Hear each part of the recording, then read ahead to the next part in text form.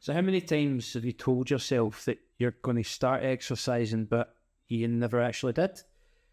You know you should exercise and move more for your health, but life's just getting in the way. And, I get it.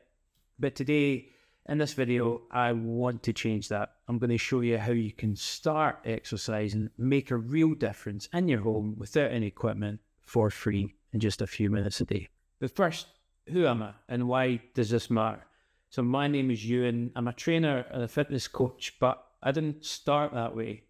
For most of my life, I've fought addiction, mental health battles. I've lived in chaos. It hasn't been fun. About 5 years ago, I hit the absolute rock bottom and I knew I needed to change. Not just physically, but mentally and socially too.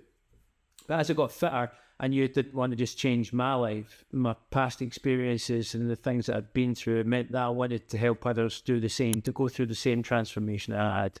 And this is what drove me to become a trainer, to improve the health of as many people as I can. So on this channel, I want to go beyond the gym. I want to talk about physical fitness for health, mental fitness and social fitness as well, because real health is about overall well-being in all three of these areas. But today, we're going to be looking at physical fitness and making a start on that. I'm going to show you a simple, effective sequence that works in multiple scenarios.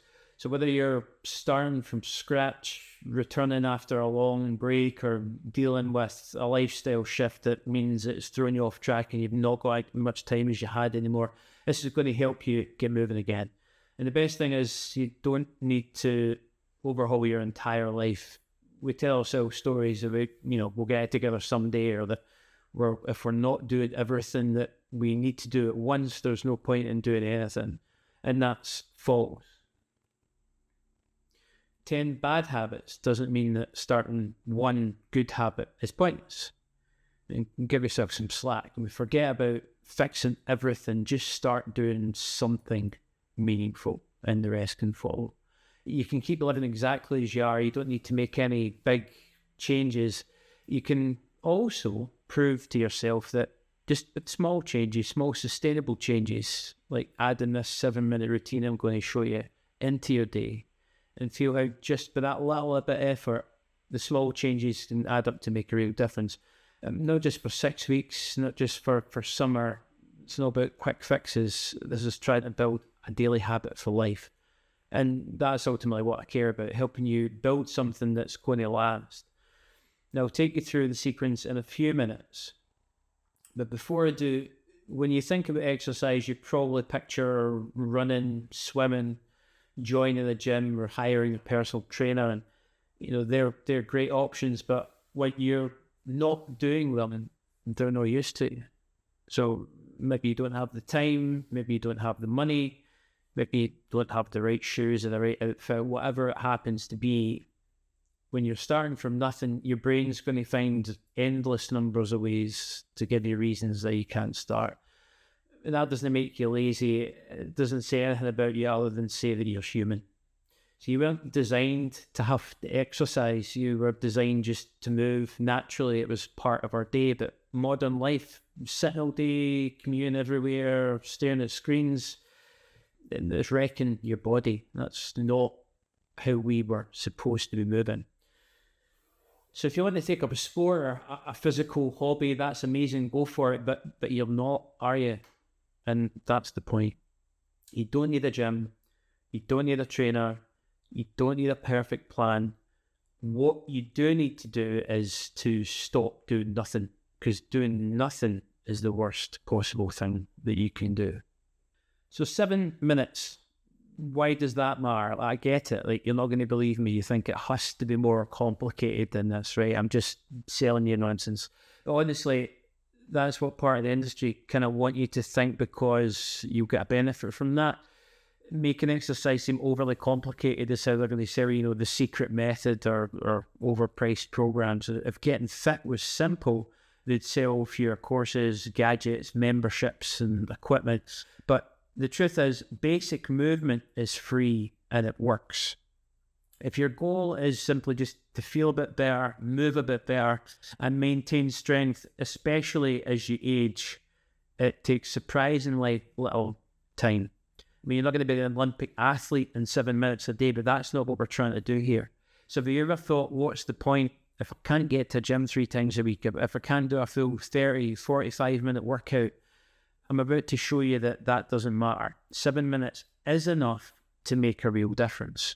And the thing is, everybody can find 7 minutes. If you don't think you can, have a look at your screen time. I mean, what are you doing just now? So why have I said 7 minutes and not 5? It seems like a bit of an odd number, right? Well, looking at research, it supports the effectiveness of minimal dose training, showing that short, low volume workouts, just a few minutes of resistance training, for example, each session can significantly improve strength, muscle function, and just generally overall health. The study highlights that both what they call exercise snacking, which is short bouts of movement, and low volume, high load training can be just as effective as a traditional gym. Short time efficient sessions like this 7-minute workout that we're going to show you scientifically backed as a way to build strength and longevity. Remember, we're not trying to break any records here. We're just trying to get ourselves feeling a bit better and being a bit more healthy. Looking at other studies, they looked at it, and everything over 48 minutes a week was that cut off, where they actually looked and said, this is going to give us some clinical benefits here. It's actually going to make a difference. So if you do a bit of quick maths here, that's 7 times 7, that gives you 49. So you've got a bonus minute in there for good measure. That is enough to make a clinically meaningful difference. It's not just better than nothing, but it's actually going to improve your health in a way that matters. Of course, the benefits are going to increase with the dose, but 7 minutes is that cut-off, a good place to start. And if you don't ever increase, you know that you're doing something that is more than the minimum necessary to improve your health. But if you can get to 11 minutes a day, so you build yourself up to that, which is still easily achievable, well, that's great news, because congratulations, you're going to hit that 75 minutes a week, which is part of the recommended physical activity guidelines for good health, making a big reduction in metabolic diseases, things like diabetes and heart attack risk, just in that 11 minutes a day. This can contribute to the strengthening sessions as well, which are also recommended twice a week. This routine has strength built in. So just 7 minutes, maybe get to 11, see how you go. And you know what? You could even do this, what I'm about to show you, watching the television at the same time if you absolutely have to. I mean, I'd love for you just to focus on it and get that kind of movement meditation thing going, but always use the timer on your phone, set it, forget, have a show on in the background, go for it. Now, before we get into it though, I want to talk quickly about how we're going to try and make this a habit. Maybe you've tried to do something new before and you failed. Well, by doing it in the house for a short amount of time, we're stripping away all the barriers, but we're also going to use a little trick called habit stacking. That's going to take a habit that you already do every day, and we're going to attach this new routine to that existing habit. And that way it becomes automatic. There's no overthinking, no relying on having to be motivated. We're going to pick a trigger in our daily routine. So brushing your teeth. It might be flicking on the kettle in the morning to make yourself a coffee, grabbing the breakfast bowl out of the kitchen cupboard. Something that is going to be a trigger that you're going to go, now's the time to exercise. And so that picking up the toothbrush or flicking the kettle switch, you're going to stop, interrupt your routine, get your phone, 7 minutes, and then you're going to go into it. Once you've done your 7 minutes, you're then going to get on with the rest of your day. So this, as I say, is going to remove the need for willpower and decision making, because nobody turns up with willpower every day. Make it automatic so that your unconscious brain is just doing it as a process and you don't need to think about doing it. And when that happens, you're going to make it stick. Your trigger happens, interrupt your pattern, do your 7 minutes, set your timer, and away you go. And then go on with the rest of your day. You don't need to do it in the morning. I mean, you can do it in the evening, but getting it in the morning and getting out of the day, out of the way, and getting on with your day is what I would recommend. So the sequence involves 6 parts. Parts that you'll probably recognize: the squat, the split leg lunge or split squat, a plank, a press, and then the lunge back to standing again. I'm going to go through each part individually just now. I'm going to talk you through them. Now, depending on your current level, there's a few different ways that you can perform each part. Start off with the basic ones, then you can progress. So listen to what your body's telling you and be patient with it. As I say, this is a daily routine. You've got plenty of time. Don't push too hard, too fast. You're doing this every day, so you just want to go through the positions. Your goal is not form perfection. I will give you a little bit of form advice, but just feel your body and move through it. Nobody gave you an instruction video on how to walk. You just work that out with trial and error. And this is exactly what I want you to do here. Let's look each part in turn, and you can practice as you're watching the video so that you know as you go through the full sequence at the end, which version of each part that you're going to be doing when we put the sequence together. And I mean it, by the way, if you're in the house just now and you're sitting down on your backside, I want you to get this video, get up and actually do this. First thing, the squat. Okay, so feet position first. I want you standing with your feet slightly outside shoulder width, as you can see here. Some people are comfortable slightly narrower, some slightly wider. It depends on your hips, to be honest. Everybody's proportions are a little bit different. So experiment as you practice each day and see what's more comfortable. Do what feels right for your body. The only other thing I want to talk about is your foot rotation. So they can be a little bit more turned outward or turned more to the front. Again, that's a personal position based on your comfort. The only thing that I want you to remember is whatever direction your toes are pointing, that's where your knees are going to be heading. You don't want your knees to be collapsing in your toes. Point your knees at your big toe. So once you've got your squat stance, the next thing is brace slightly, which is the whole conversation in itself. But for now, just imagine someone's going to punch you in the stomach and squeeze like you'd be ready for it.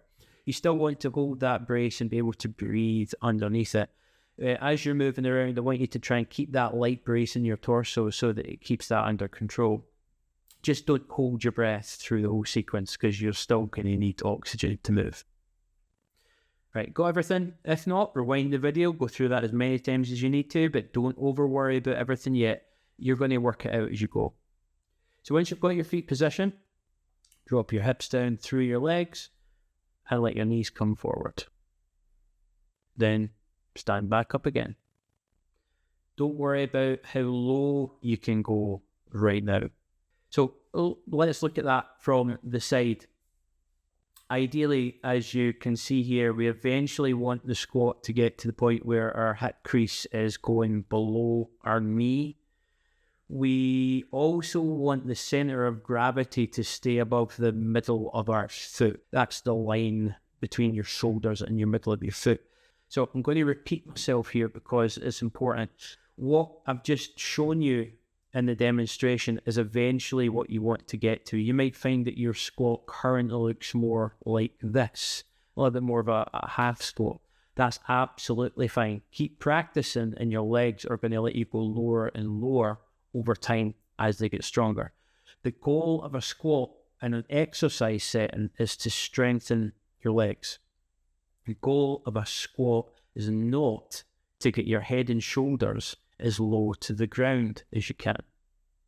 We're trying to strengthen our legs. So if you find yourself doing this, that's defeating the purpose. And you'll see my shoulders are way in front of my feet now. And you imagine you were holding a weight when you're squatting that down, you're just going to fall forward. You want to stay balanced all the time. So you gain nothing by doing that. When your bum stops going down, you stop going down, and just be patient with yourself. So in a few words, if you start here and over a few weeks and months as you get stronger, and you're going to work yourself in a bit lower and lower as your strength increases, and you'll get to around here, which is your target. And that, once you're stood back up, is a squat. So again, I recommend you pause the video, have a play around with it for a few reps until you've got something that works, but you're going to be doing this every day, so you've got plenty of time to practice. Once you're ready, we're going to move on to the next part. Next, we have our split squat or lunge. Slight difference between the two, but let's just call it the same for the moment.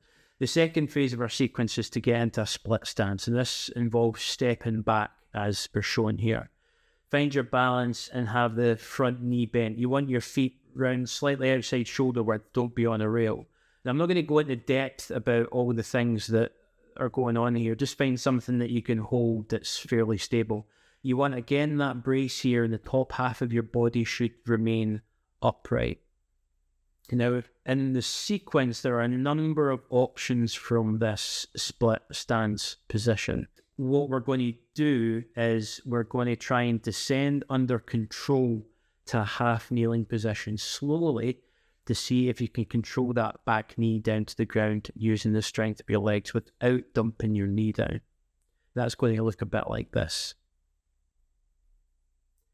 You want a right angle at both knees at the bottom position. Now, I'm a little bit further forward in this video, but that's absolutely fine. Again, we're not looking for form perfection here. We just want you to move. So if you've managed that okay, try to reverse it now. See if you can get yourself back up like this. You may want to adjust feet position a little bit and play around with this. If something stable, feel free to do that.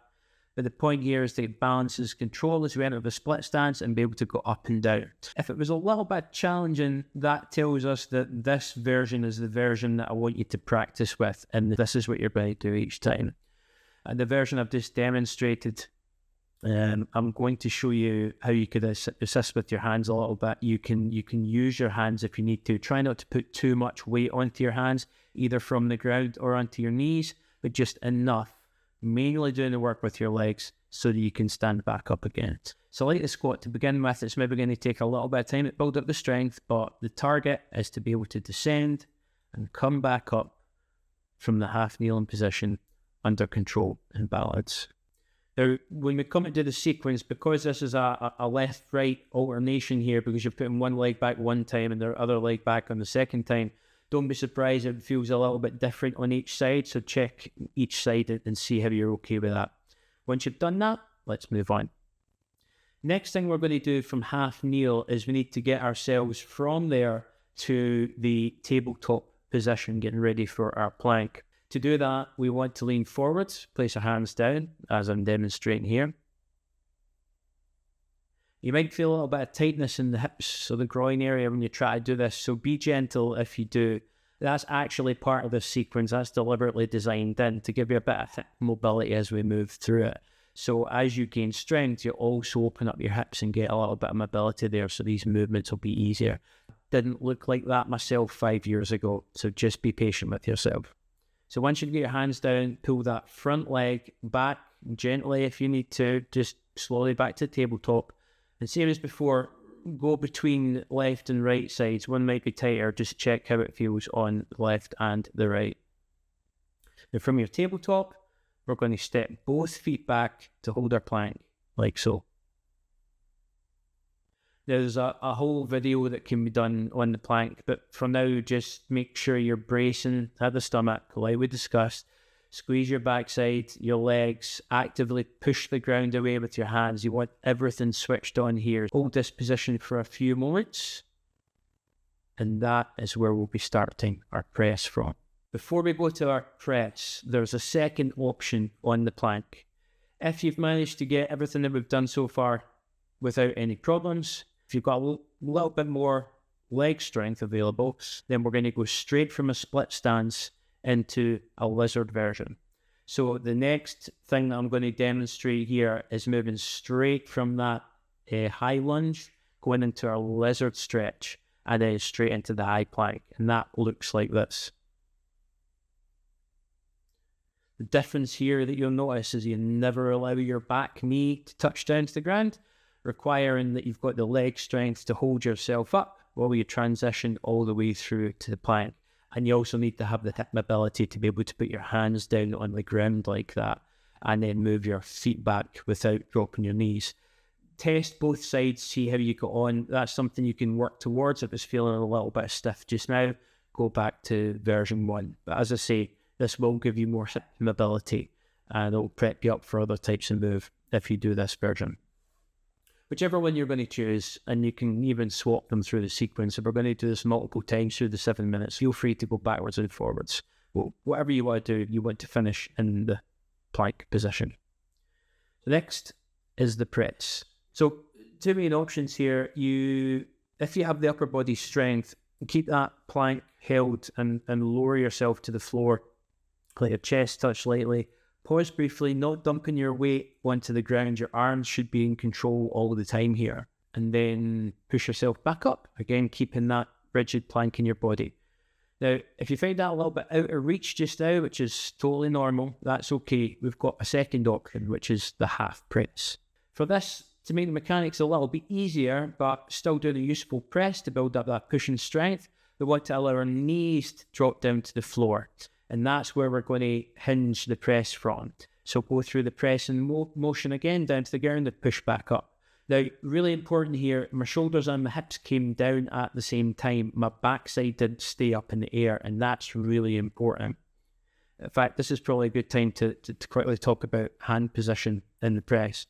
If you imagine you were going to be pushing somebody, if you get your hands ready to do that, and then imagine that you're going to shove, that's exactly the same position that your hands should be in when you're doing a press from the floor. So you come back to the position where your hands are close to the body, you'll notice that there's not a lot of space between my armpit and the top of my arm.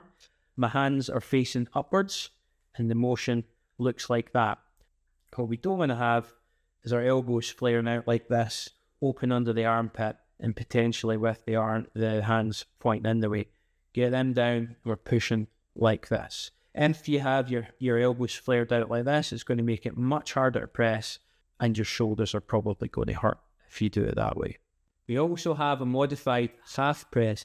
If you find both the press from the plank and the press from the knees challenging, and remember, we're going to be doing a few of these, so you might get a couple to begin with, and then it's getting really hard as you move through. Certainly to begin with, I want you to think about the upwards and downwards part of the press as two separate stages.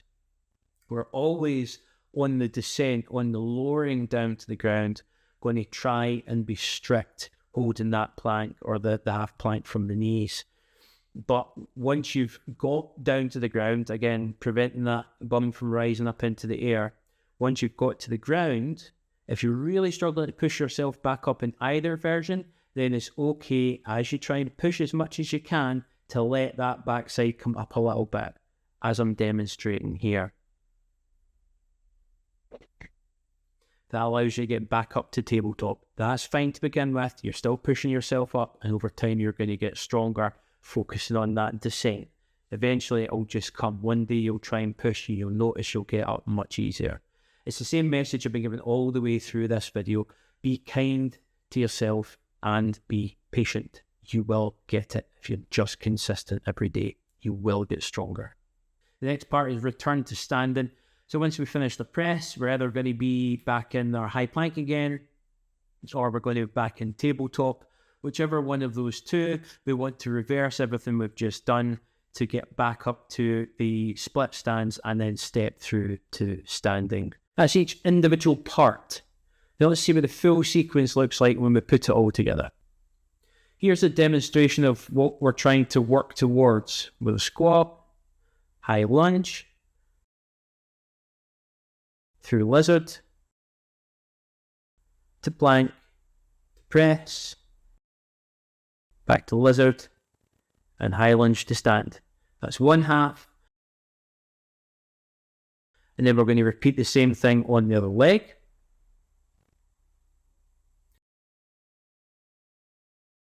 And then once you've done the full sequence on both legs, that's one repetition. Now, if you only did that, that's hit your whole body in one sequence. Now, don't worry if it doesn't look like the demonstration that I've just shown you on the video. It might look a little bit something more like this. So squat down to the limit of your leg strength, like we discussed earlier. Take that step back and find your stability. Use a little bit of hand support if you need to. Come through that tabletop to your plank position.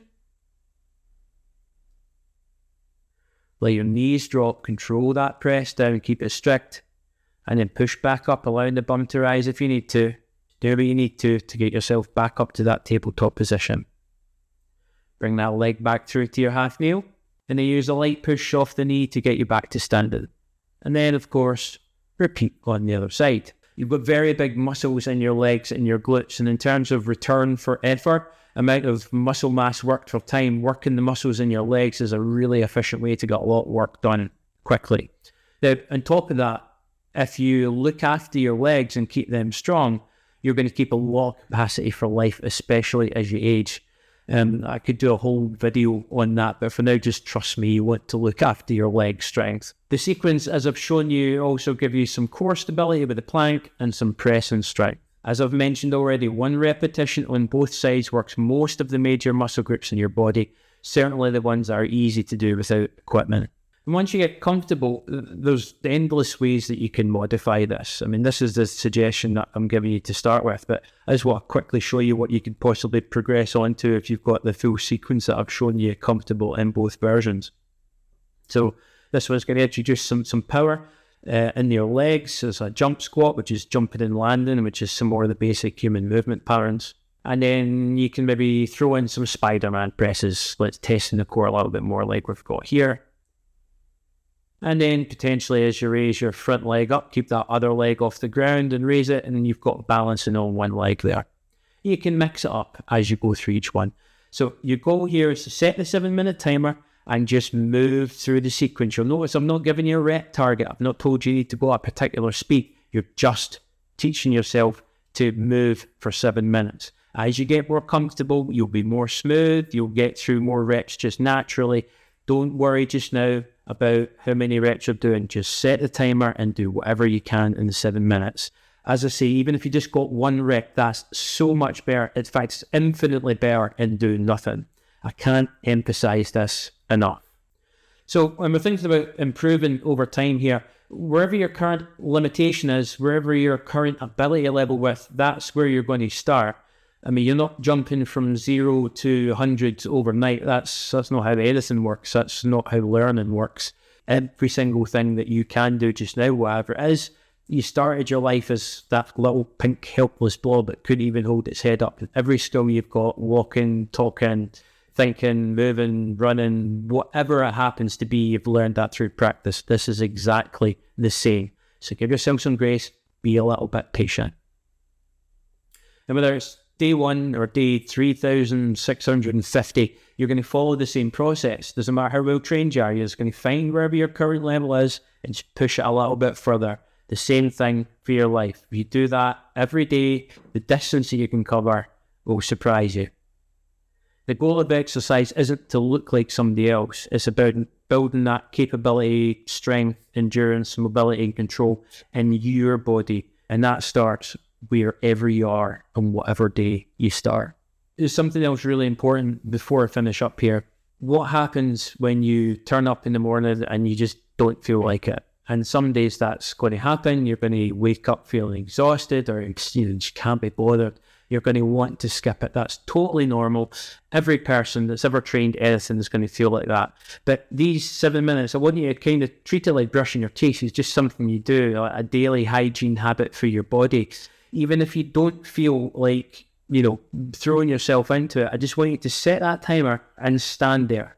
And that's the first step. Just stand there, let the timer run down. If it takes you 6.5 minutes before you decide you're going to do your first squat, that's absolutely fine, because you turned up with the intention to do something and you did something. You think, there's a squat, it doesn't matter. The habit matters.